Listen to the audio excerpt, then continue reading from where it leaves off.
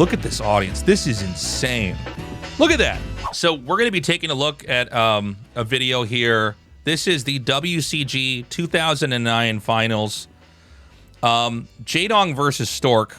I'm going to have this on mute as the video opens up because there's going to be music playing. I don't want to get copyright struck. So obviously, for those of you who know, WCG, if you were a foreigner, or in other words, a non-Korean, this was your event. We did not have any other big international tournament that was live, that had a prize pool. So take a look at this audience here. This is completely packed. This was going on during a time when a lot of people were saying esports could not be a thing outside of Korea. Yeah, it's muted. I'll turn the volume on when the game starts up just because there's a look at this. Look at how many people there are. At the same time this was going on, people were saying esports couldn't be a thing outside of Korea.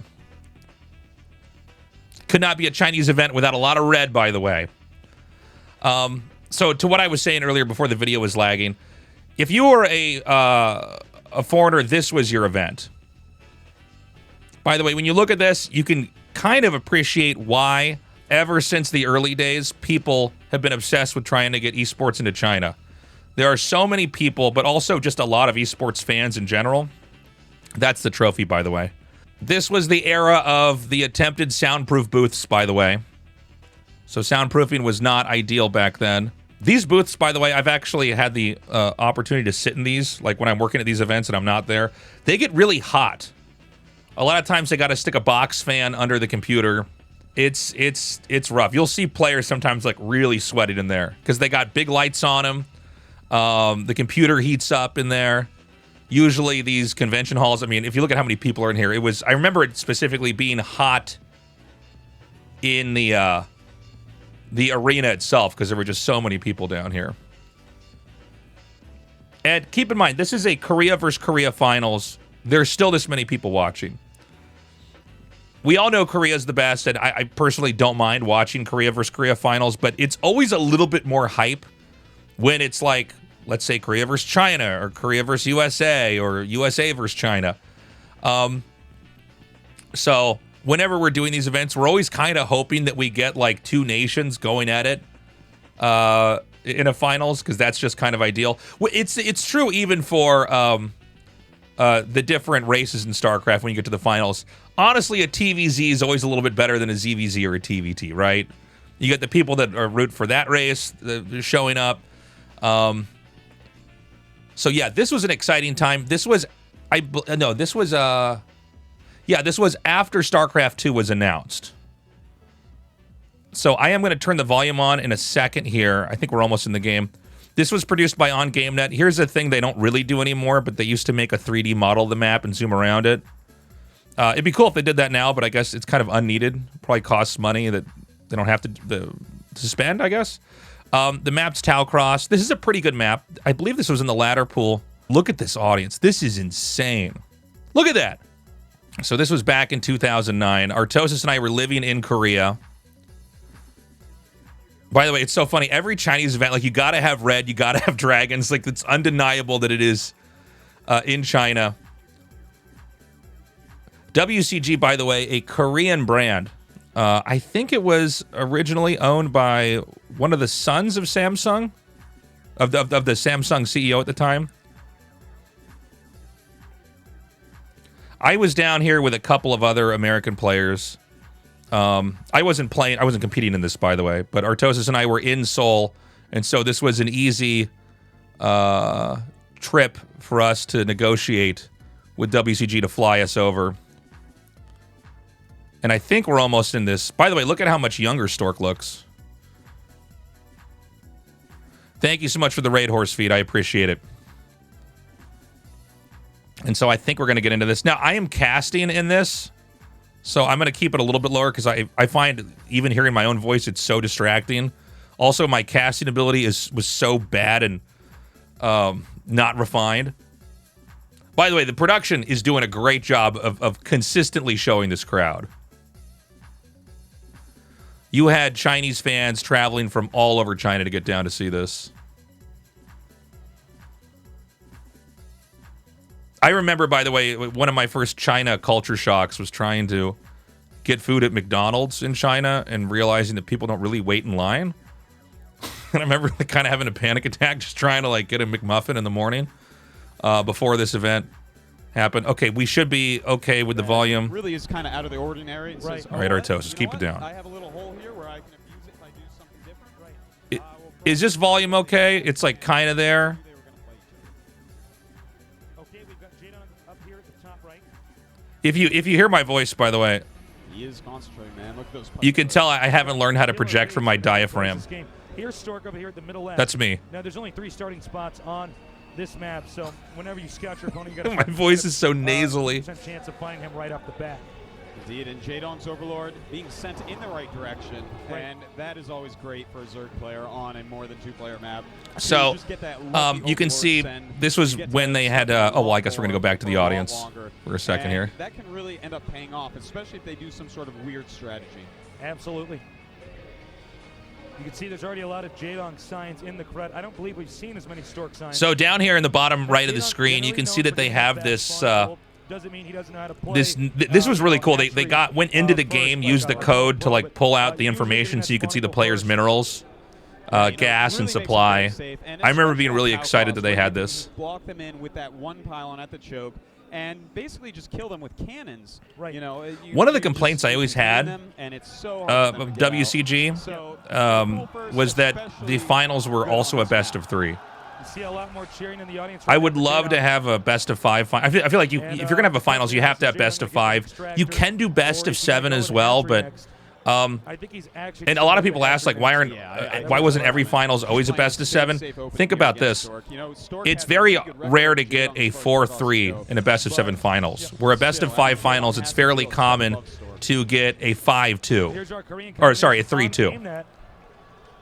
Really nice guys. They're actually on the plane with us when we came down here. We also live in Korea. Oh, look at this. He blocks. Nice. Pylon block there. He's going to get the hash trip just a little bit later. I forgot you could do that on this map. Yeah, he cannot get out. He's gonna Caster Jung looking so young there. Yeah, he's a really sweet guy. You know, Stork may just end up I remember being a little bit starstruck when I met him. It's like one of those moments where you've seen somebody on TV and then like they're there in real life and you're like, they're real people. Yeah, but you know, if Zerglings are hatching, and in fact they are. That's funny that Stork actually lets the pylon finish. This goes to show you how different people approach the game. 100 minerals on the pylon. But a couple cannons going up. Nexus. I wonder if people would let the pylon finish now, or it'd be better to just cancel and run back. An additional 100 minerals, because that's about how much more he accumulated in that time. One thing culturally that was very different from China to Korea back around this time was that just a slight edge for Stork. the Korean fans were more likely to hide their faces back then, whereas Chinese fans will all look in the camera and wave and say hi, like American fans. When you go to different countries, you realize that audiences behave very differently. Yeah, he's going to want to get that. Like, if you put Germans on camera, a lot of times, at least back when I was going to Germany and doing events there, a lot of times they wouldn't react or do anything. They just stare. Yeah, it's just funny to see how people behave differently in different cultures. What do I think I've improved most on in casting? Well, my voice is... I'm able to control my voice. So I don't lose my voice anywhere near as often. I'm projecting my diaphragm from that, so that helps. I think my thoughts are more organized. Obviously, the game knowledge picks up. I feel like I always have something to say now when I'm casting. I do feel like casting is something where you just have to always be working on it. There's always room for improvement. And that's some good probe scouting there. Jadong has to feel a little bit bad. You know, he kind of messed up there. Could have held that probe out, but a little bit of missed micromanagement.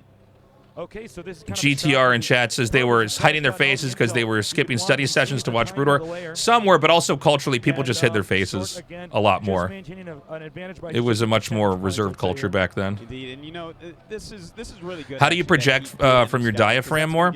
So it's like being able to sing. You're using a muscle. It's like right below. It's kind of around where your solar plexus is.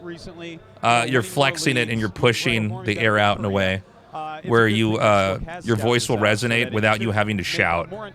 So if you listen to my old casting, like I'll turn myself up for a second here. Be an early Corsair.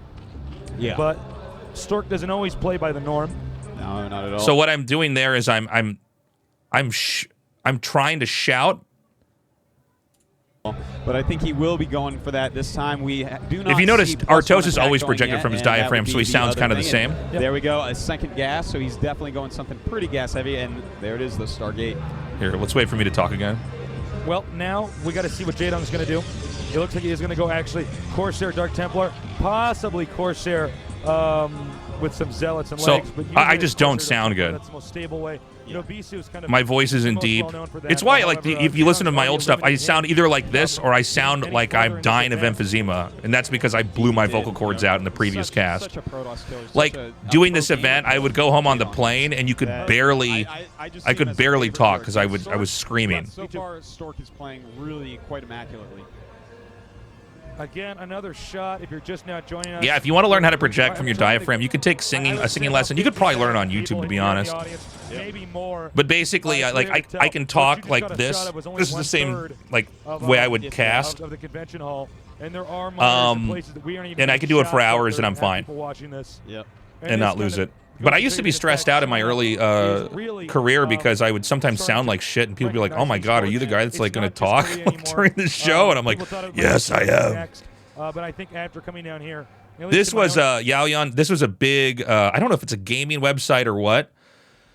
But this was big back then. I remember knowing about this. China is I don't know if it's definitely still ahead up of the now. curve. They just have so many people coming down here to watch this, and it's not just StarCraft, for instance. Or Yeah, was that a replay site, GTR? Counter-Strike, it's all these games.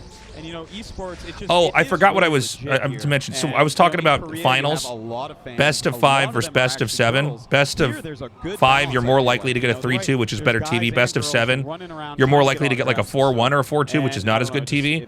The other issue with WCG, and this being a best of 3, is that StarCraft wasn't the only game on stage. They'd have StarCraft there, then they'd have Counter-Strike, Need for Speed would be there, FIFA, and so they had to get each of these games rotated on the stage and then still have enough time to close out the convention hall. Yeah, you know, Hydras are anorexic. They can get through just about anywhere as Zerglin can.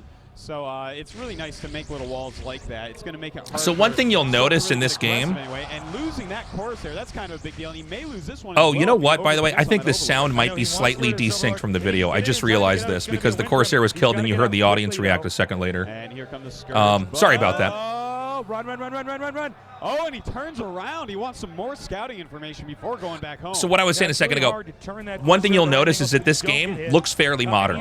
It's 2009. We're in 2024. For those of you watching this on YouTube, And I think he did just lose that Corsair He had a couple DT. more Scourge In this popping case, out. I think into a DT drop. It may be intentional because he doesn't want to let that shuttle get hit by too many Scourge. Yeah, but there is a couple. Oh my more God, is he Scourge gonna out get there, this? And they're looking for the shuttle, and here comes the shuttle. Ooh. Nothing in it quite yet, but he sees the shuttle and he takes it out. Huge move by Jaedong right there. I cannot believe that. That's a serious blow here for Stork because, of course, he already spent that 200 minerals, 200 Vespene gas on that robotics, At this time, facility. So then to spend another 200 minerals it on was the shuttle, best Protosses and were have that basically have no Stork effect and Bisu. whatsoever. Yeah, really hurts. His choice And of strategy Jaedong was the best DT Zerg. drop, so not getting those in there, that's gonna Savior set had it been behind. caught. What are these When was DTs Savior gonna do caught now? match They're fixing? gonna Was look that around the place, 2006? perhaps. Will they find one? I'm thinking maybe Thank you not. for the bits, Tweak. I appreciate you. Jaedong might stay turtling for a little bit. He's expanding again, which is understandable since it's pretty hard for Stork to harass. And so this was a pretty hype finals. Oh my God, he gets a One DTN. Dark Templar does slip in. We have Overlord speed here. Another one down here taking out drones. Nice, but a counterattack by Jaedong. Looks like he has enough to hold off, and drones just being slaughtered by these Dark Templars. He's taking out a lot of It's a drones. great play here by Jaedong to get in. Sorry, by Savior. What I was saying, by Stork to get in there. I can't talk. Excellently, and he is pulling way ahead of Jaedong right now. Unbelievable. Even though his initial strategy did not work, Oh my God. this second backup one has worked, and it still is. 9 kills now, 10, excuse me. Up to 11. It's 12 going to die kills. before. I'm going to turn this down just slightly here because I want to go back in time and kick my own ass for my bad casting. So yeah, this was right before StarCraft 2 was going to drop. Or we knew StarCraft 2 was going to drop, but we just didn't know when. So it was a really, really optimistic time in StarCraft, which is saying a lot because I feel like so much of StarCraft fandom has been sort of surrounded with a weird air of pessimism. But this was so fun. Esports was expanding into China.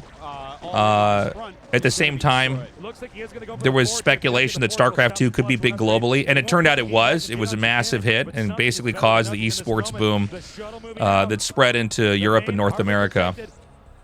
And he is going to try to retreat, sneaking just a few. Speed lots. Speed lots. For the next 5 to 6, maybe even more years after this, there was a big focus, even in Korea, as far as esports business went, to try to expand into China. Let's see, does he actually get the Spire here? Stork was so good back then, it's crazy. Esports probably will not be a big focus for a lot of international companies trying to get into China for a while now because of their COVID lockdowns. That really killed international competition and drove away a lot of international business. One of the places that was most hit by that was Overwatch. They made a big bet on China, and that was right when the pandemic hit, and that messed up a lot for them. Not that I think Overwatch League would have survived regardless.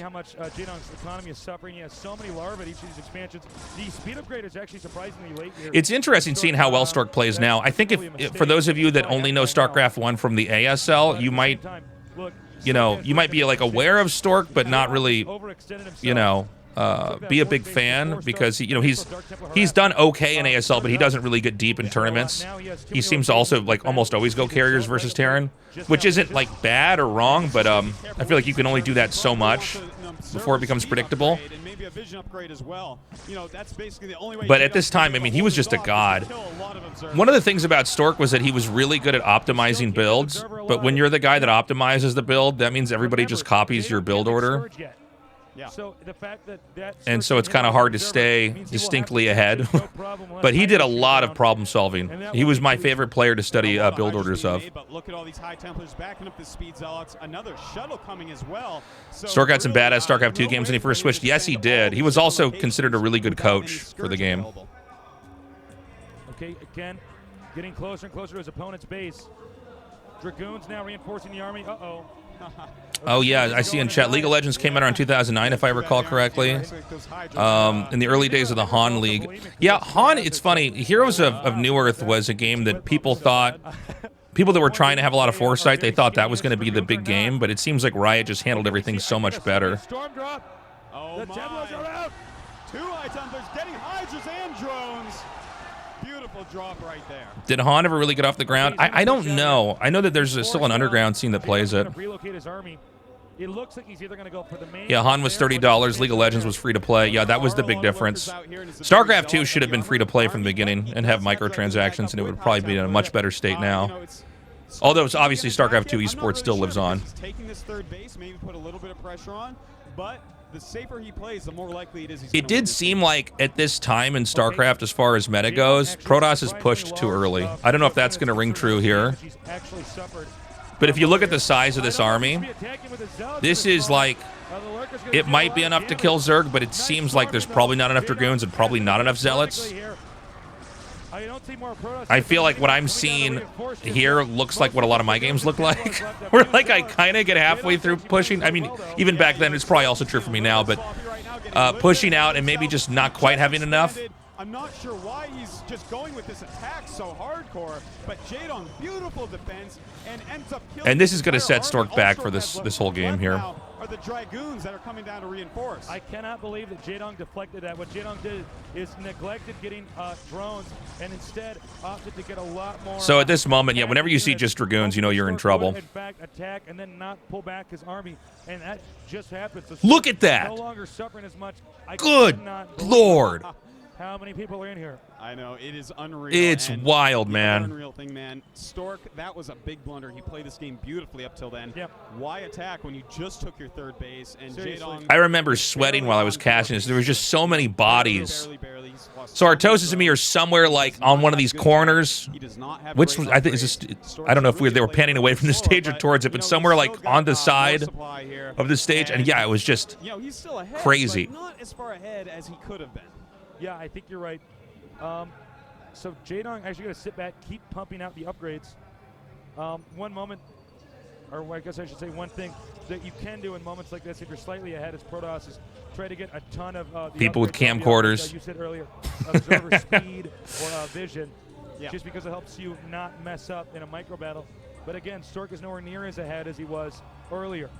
Yeah, you know, Jaedong, he's getting a sizable army. He is Jaedong. He does have 4 bases, and that's going to be hard to stop with Protoss. By the way, this no was matter also what. in the era where I think they really started to Stork, make he does have a pretty good better army maps. right now, slightly, I think there's but some Jaedong's problems with this catching up map, in supply. Talcross, but You can see overall, right they in got corner the there. expansion That's layout fine. amazing what Jaedong In can a do previous when you video one that you can time find on my instead of channel, we getting so looked at, far in the early game. I think it was Fisheye versus Agogo. And I mean, the final game that they had to play against each other was on a map that was so bad for Protoss, it was painful to watch. Agogo was able to just contain Fisheye with lurkers. It goes to show you how long it takes for people to wrap their heads around a game, make the right maps, have players that stick with the game long enough to understand it, and play it at a high level. Those overlords spread around the map, those zerglings spread around the map. Very, very helpful, keeping an eye on exactly where Stork's army is so that he can get into a good position. And if you just look at the mini-map, just the brown moving everywhere, Jaedong is getting ready to handle this army. Absolutely right. He's gonna get Another big catch there with the Scourge. Look at how great this audience is. How could you not be hype on Chinese audiences in esports back then? StarCraft 1 and StarCraft 2 still remain extremely popular in China. I don't know what the numbers are for GSL viewership in China, but I think they've actually always been bigger. Like GSL, Chinese casting, has I think always been bigger than even the English casting, which is wild. To secure that 4th base. That 4th base is critical. Okay, in fact, he's got it up, but can he keep it? But if you look at any metrics for anything that's coming from China, it's always the biggest numbers. Warcraft 3 is still bigger. So Warcraft 3 is still massive today in China. I know there were a couple pros, even after StarCraft 2 were out, that were still living, like foreign pros even, that were just living in China playing in tournaments there. And enough zealots to, of course, block and defend these units. He is retreating. I'm surprised. Who's controlling the in-game camera? Whoever was the professional observer for on GameNet at that time. Over this little bridge, a weird choice there by Stork to run away, then engage, but it looks like he's going to take out a bunch of lurkers there. Okay, that was a really nice play. How big was the StarCraft 2 boost in China when Oliveira won an IEM Katowice in 2023? You want to hear? You want to hear how bad Blizzard fucked up? I don't think you could play StarCraft 2 at that time in China, or they'd like just shut down the Chinese server. I remember we were talking about it after the show. So there was a real lost opportunity. Blizzard's actually lost so many opportunities in both RTS and MOBAs. It's insane. Like the fact that they didn't just pick up Dota, which was so massive in China, that was being played on Warcraft 3 at the time, is crazy. And then the fact that Valve ended up making Dota 2 instead of Blizzard, and then they didn't invest enough time into Heroes of the Storm. It's crazy. By the way, Stork is off the hook with these drops.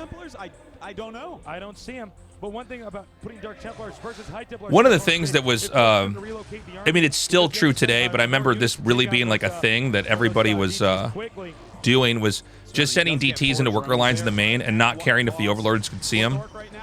In a lot of the early days of StarCraft, it felt like if you could see a DT, it wasn't as good. You wanted to try to use it and not be seen, but the reality is it does enough damage to one-hit both a probe and a drone.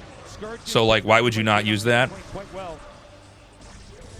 This is another game, by the way, where it feels like Stork is expanding compared to like 2024 in the way Protosses play. Protosses are trying to expand faster than they need to and push either too early or too late. If you look at a lot of modern PvZs, it's like just 2 base into 3 base Giga Chad Protoss. 20 Dragoons.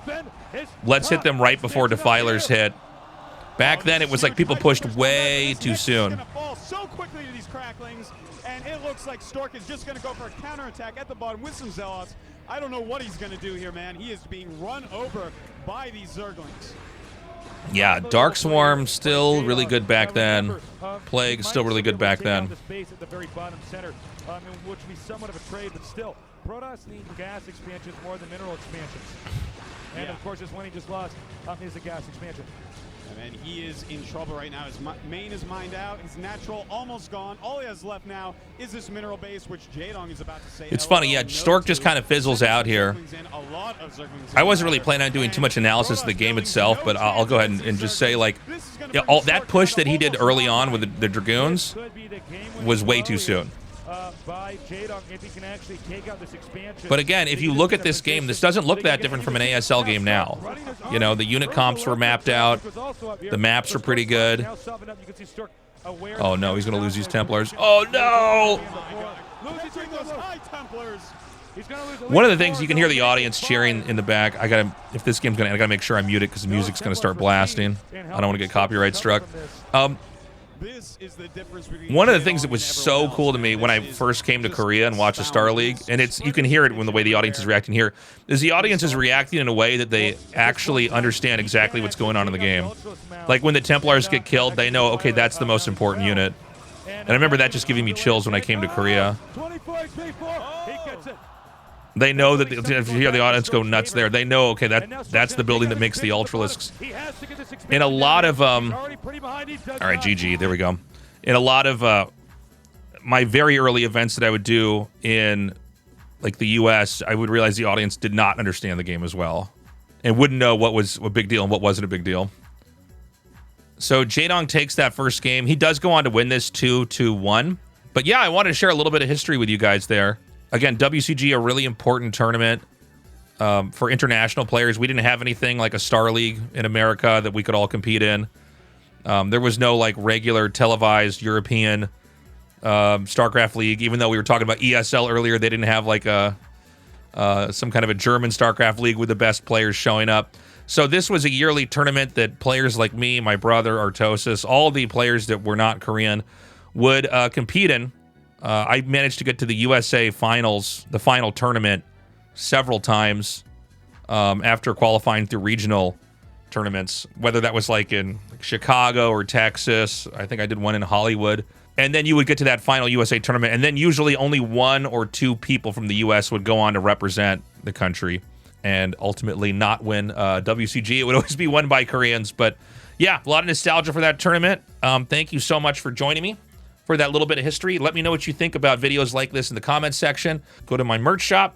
There's an APM shirt here. You get that at tastelessthreads.com.